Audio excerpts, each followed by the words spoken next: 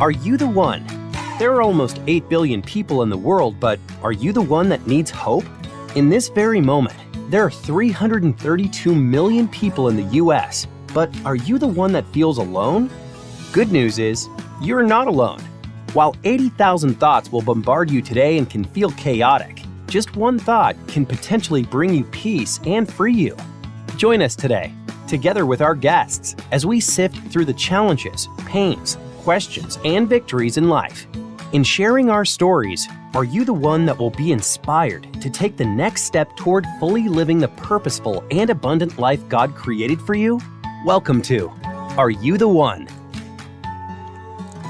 It's so good to be back again. I'm incredibly excited for this day. And my question is always, are you the one? Like, are you the one who's going to be inspired? Are you the one who's going to be given hope? Are you the one who's going to see yourself in the stories that we're going to tell today?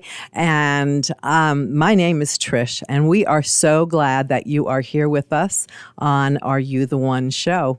And my guest today is an old-time friend of mine who I've known for 15 years, and we've had a great journey together. So I want to introduce Steve. Hello, world. How are you? I'm Steve. It's great to be sitting here. It's kind of interesting and ironic. I actually grew up on that street right behind me. You could actually almost see the corner of the house I grew up in. Good and bad memories. And it's just exciting to be here, and just an amazing journey that I've been on as well. Yeah. And we were talking earlier, and so just so you know, Steve and I have like many friends together and family friend, and we've done ministry together for a long time. And his journey is one of those journeys that I look at and I say, yeah, I see you're really at work in this, God. You're really at work in this man. And even so much that even last night, like another great God thing that had happened. So what I'd really like to do is, you said to me earlier, that question, are you the one, like really resonates with me. So talk about that a little bit, why that question resonates with you, Steve. Yeah, I kind of see it on two different angles. In my addiction, in my darkest walk, it would be several moments to where I would be asking that question in the form of, am I the only one here? Am I the only one feeling this? Am I the only one this desolate? You know, am I the only one who feels like there's no hope? That's how I viewed this phrase. You know, am I the only one that's gone from college athlete to sleeping in dumpsters, you know? And then in retrospect, I look now in my recovery and in my walk with God, it's like, am I the one has taken on a whole new meaning. You know, it's like, I'm the one that God loves. I'm the one who deserves this. I'm the one walking that path now. And it's all by the loving grace of God. Yes, yeah. And so, you know, you kind of like slid over that little part, right, from college athlete to living in dumpsters. And we're not going to spend a lot of time on that, but that's a fall that happens the minute that addiction enters, right? I mean, you can be, I have plenty of friends that will attest to that. Doesn't matter where you are. Once addiction enters, then it can take you, like the enemy never shows you where you're going. He just shows you like this will feel good for the moment, or this will take away this pain, or type of a thing. And he doesn't show you like where it's going to be 6 months from now or 6 years from now. And so you did that fall, and that fall came pretty quickly, right? Yes. You know, I can remember just starting out with the occasional drug use after alcohol, and the downward spiral happened so quick. I can't even pinpoint how quick it was. But the next thing I knew, it was just going to be run-ins with the law, near-death experiences, just seeing the darkest spots, places where I still wonder if they were even real. They were so dark, But the enemy was so happy to have me, and I just kept indulging in all of the things that he threw in front of me. But it's like there's always a way out. I just didn't see it. I didn't really try recovery. I was told I needed to recover on several occasions. And Shock. Yeah. Somebody would tell you after living in dumpsters and that you would need recovery? I mean, they were like, actually your company is not really welcome and it's not that fun, which was a shocker. But I attempted recovery. I went through halfway houses. I spent months there and actually did quite well. But there was always that missing piece. I was just doing soul recovery and skipping over the true important thing that was going to get me sober. Right. And honestly, that's part of what we've discovered along the way is recovery. I'm the daughter of an alcoholic. And what I can tell you after being around it for years is that apart from God, apart from a living, breathing relationship with God, you are at best are managing your recovery, right? Mm-hmm. And at some point, it's going to fall away. Yes. And that's really, and we use the term recovery, but to be honest, anything that separates us from God, anything that separates us from the call on our life, who God's designed us to be, is what we need to recover from. And so sometimes people hear the word recovery, and don't you think they think, oh, it's just like alcohol and drugs, yes. Right? But it isn't. The truth is that recovery is whatever has separated you from God, or whatever is pulling you away from God, is what you need to be recovered from. And Jesus, I always say, the very first recovery meeting, what happened when Jesus came and his disciples. And that was the first recovery meeting that ever happened. I mean, that's what Jesus came, right, to do for us. So, but you didn't know Jesus at that time, did you? No, I didn't. Recently I was I was traveling. And I tend to overpack a little bit. For some reason, I need 25 pairs of underwear and enough socks to cover a baseball team's feet. And I overpacked this suitcase at about maybe 100 pounds and totally didn't need it. And got to O'Hare Airport in Chicago, and the wheel broke. And so I'm now in this gigantic long airport hauling around this overpacked suitcase with a broken wheel. And that's just kind of like how I went. That suitcase represented everything that was ever said to me, like, you're a loser, you're never going to make it.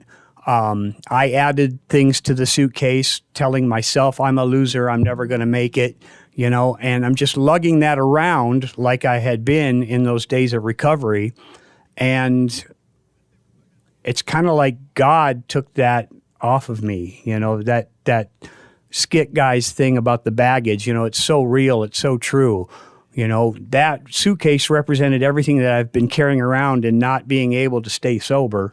And now that, God had taken that away, there's just that freedom. And now I can actually live the life that I'm supposed to, the life that God intended me to have. So how did God intersect your life? When I went through a recovery house, can I say Crossroads? Sure. I went to Crossroads. Give them props. Yes, yeah, Crossroads. Yes.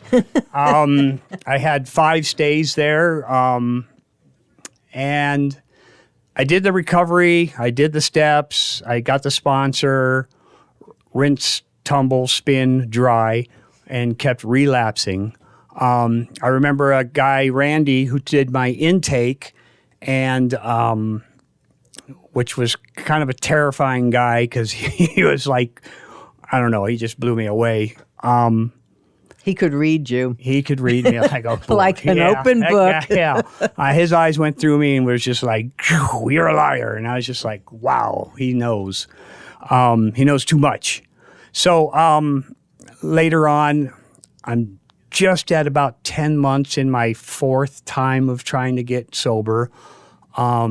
Actually met my wife, but at that time, the girl I was trying to date.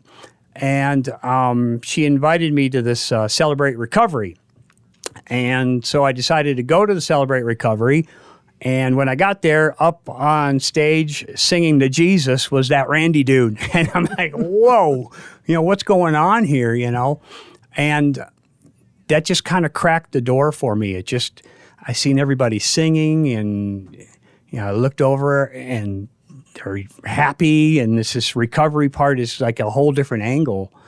And so I kind of let the light in a little bit, kind of kept my foot in the door and just kind of listened a little bit. And then I continued to attend. My motives was to get to know my future wife, but something else happened.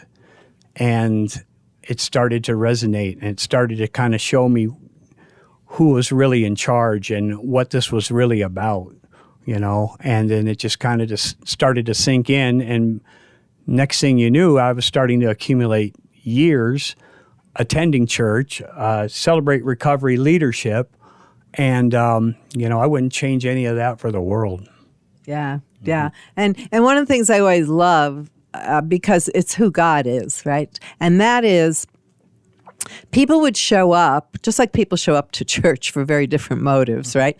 People would show up to Celebrate Recovery, with different motives, wanting a date. Okay, that was a big one, right? We always had a lot of separating people out from that. Woo! And they'd show up because it was free babysitting, and they wanted to be away from their kids for the night. It was free food. They didn't have to cook. Yeah. So there are all kinds of mixed motives that people would show up. And same thing, by the way, on a Sunday morning. People show up with mixed motives. Okay, but God met everybody right where they're at. And it was crazy to watch that in people. And you're like one of the prime examples of that. Yeah, and in that walk, I go back to a real strained relationship with my parents because of what I put them through. Actually, in that house just back there once, I remember my mom looking through the blinds saying, we love you, but the cops are on their way, And, that was just the life I had.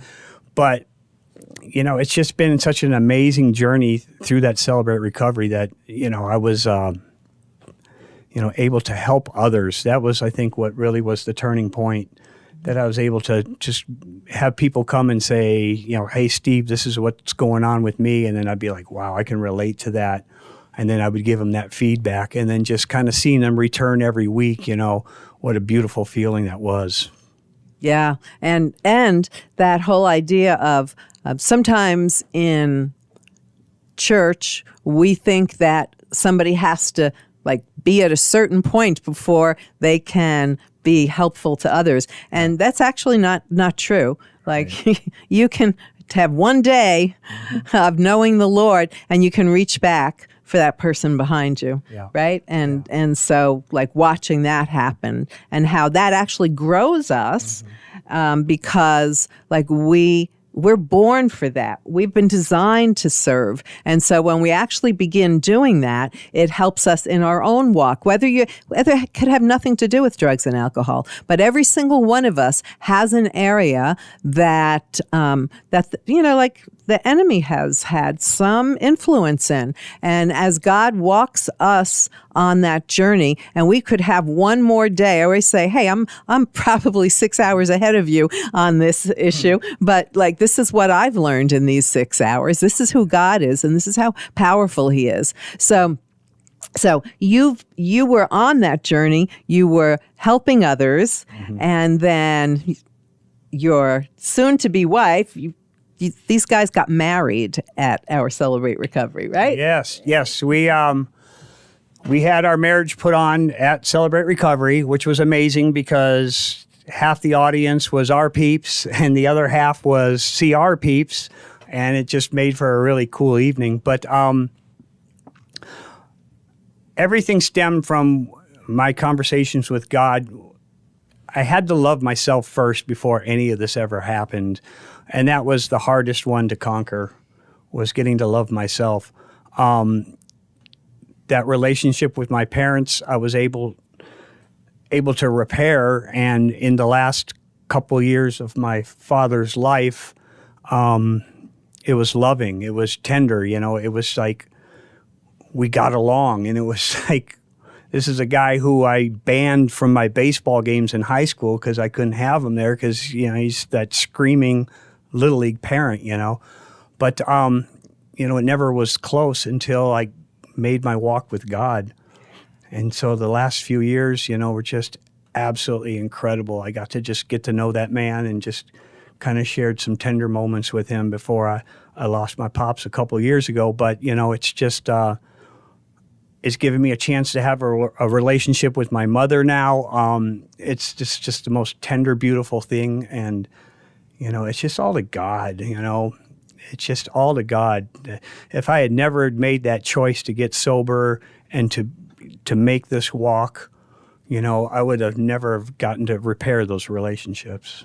Yeah, and what a difference it makes to have had those years that God gave you with your dad, of creating the memories that now you get to go to, right? Yeah, it's beautiful. I can just go back, and the last time I was with him, I in Wisconsin, we went to all the spots. I wanted to know everything. It was, take me to your grade school. He goes, that's where we used to play handball against the wall. And like, show me the wall. And now I have those memories and I have those moments, and I still have that relationship with my mom. I try to talk to her as much as I can, like every day almost. She's an interesting 85-year-old woman who enjoys the Cubs and UFC fights. I'm sorry, but that's just the way it is. I love it. She says she likes the bloody ones. So it's like, all right, Mom, and I call her up and we talk UFC. That's a great relationship. That's so cool. That's so cool. So kind of taking that and flipping it now to children. Okay, because you and Julie got married at Celebrate Recovery, but you didn't just marry Julie, right? Like you inherited. No, it was a package set. It came with 3 little monsters. They were 5, 7, and 9. And I can still remember, because I have no children of my own at that time. And just what an amazing God that is, that he can put something together like that. These 3 boys lost their father to addiction. And just by the grace of God, he put us all together and turned us into this family, and it was just instant family. And when I say instant family, that means that it was instantly not perfect. And, Instantly messy. Yeah. When they would say, I hate you, my wife would say, that's what we're supposed to hear. That means we're doing our job. So I got a couple of those right off the bat. And but it was an amazing feeling that I got to become a father, and I got to celebrate. I just still will never forget my first Father's Day. It was like, Happy Father's Day. And it's just like, wow, what a great feeling. And I am their father, and they call me father. I'm their dad. And it's just been amazing raising them, being a family, watching them grow into fine young men. It's just, when I see them, it's like what they're doing at 20 and whatever, 22 and 24 years of age. I'm just so grateful that they're not doing what I was doing at those ages, Right. They're and that's good boys. God redeeming what the enemy has stolen. And God promises us that, right? God promises that he will take what the enemy has meant for our destruction and he will bring good out of it. Yes. And so addiction in both lines, both their mom and now their dad, okay, and how as you pressed into your walk, that God was able to work in their lives. Yeah, and it's been fulfilling to where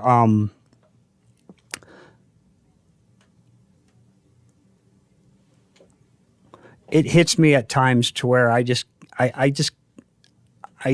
keep asking myself that question, am I the one? And it's beautiful to have the answer now. It's beautiful to have the answer. I deserve all this. They deserve that. We all deserve a better life. You know, everything is going to be stolen from us if we let it happen. You know, I used to say that everything is written on paper, and then they're just the lies that we're told and that we believe. But through the walk, I was able to watch that paper dissolve into the water and just disintegrate, you know. And then it's up to me if I'm going to pick up that pen and paper and rewrite them. And, you know, it's not going to happen. Yeah, and that's a really good point because, you know, yes, like Jesus paid for all of it, right? Yes. And we can be washed clean, just like that paper. I love that analogy, by the way, of like that paper being dissolved. But we have that daily choice of what we're going to. The Bible talks about whatever you think about, right? Like, let it be worthy. Yes. Let it be excellent. Yes. Right? And so we can choose to go back to those thoughts if we want to and write out a whole new thing. And actually, sometimes that becomes like more of a prophetic word we're speaking over our lives then. But for you and the boys, I mean, it was not like we used to have so many talks about that journey, right? Yeah, I think we even threw out a couch once because it was, yeah, we did. Yeah, it was, we've had lots of beautiful moments to where it's like, hey, this parenting thing is kind of interesting and help. Right, Yeah. right. And that's what God does, right? Yeah. And part of that journey, which, you know, we all learned about as we're walking this journey with the Lord, and whether it's through recovery or Celebrate Recovery or just through life, is that we're not meant to do this on our own. Mm-hmm. And I just have this sense that right now, somebody who's listening or watching this, like, you need to know that you have to have people around you, people who know God and who are healthy for you and who will speak life into you, but also kind of hold up that mirror for you. Because sometimes, right, we can't see what we can't see, right? Well, we don't know what we don't know, okay? And community is so important. Mm-hmm. The whole basis of, if you didn't have community around you, then your life would not have ended up where it is today. That's correct, yes. The field of work that I'm in currently, that I will be leaving, it's filled with addiction. It's filled with lies, and they'll come to me and be like, you know, how did you do it? You know, it's like, well, you've got to put that down first of all. You've got to surround yourself with people who want good for you. When you're in addiction, when you're doing your thing, if you're out there listening and that's what you're doing, and you have a group of people that you call your friends, those are actually the worst people for you. They're the ones that want to keep you exactly where you're at. They're the ones that want to see you miserable like them. So that's the ones you need to stay away from. Separation first. Get yourself around people that want to see you do well. And that's what I got when I got into the community of Celebrate Recovery, church, and faith walkers. Yeah, because, if you start separating yourself from those that you've been walking with in whatever that sin is, whatever that addiction is, whatever that thing is that's pulling at you, okay, when you start walking differently, those old friends are going to want to like pull you back there with them because it doesn't look good. They don't look good in their own eyes anymore if you start separating yourself from them. And so like that is a huge thing. And I can't, as soon as you started talking about that, like I could feel like it rising up inside of me, like people that I know who didn't separate themselves and like who were lost. Yeah. And they didn't need to get lost again. Yeah. Like they were on that path. And we both know friends and people who have been on that path, but chose to go back to community that was not from God. Mm-hmm. And so we just so are excited for you who are listening to this, because you are the one that needed to hear this message, that separate yourself from people that aren't good for you, that God has for you people who will love you and support you on your journey. Thank you so much for being with us on Are You the One? God bless you. Have a great day. Amen.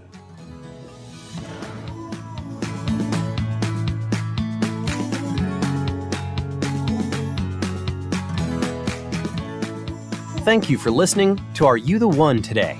We are grateful that you chose to get into the messiness of life with us. We pray that you have been encouraged and blessed and are ready to perhaps take that next step. Remember, you are not alone. Please visit our website, areyoutheoneshow.com, for resources and reinforcements to help you navigate your way to the heart of God and His great plans for your life. Join us again next week as together we dive into the deep end of life's issues on Are You the One?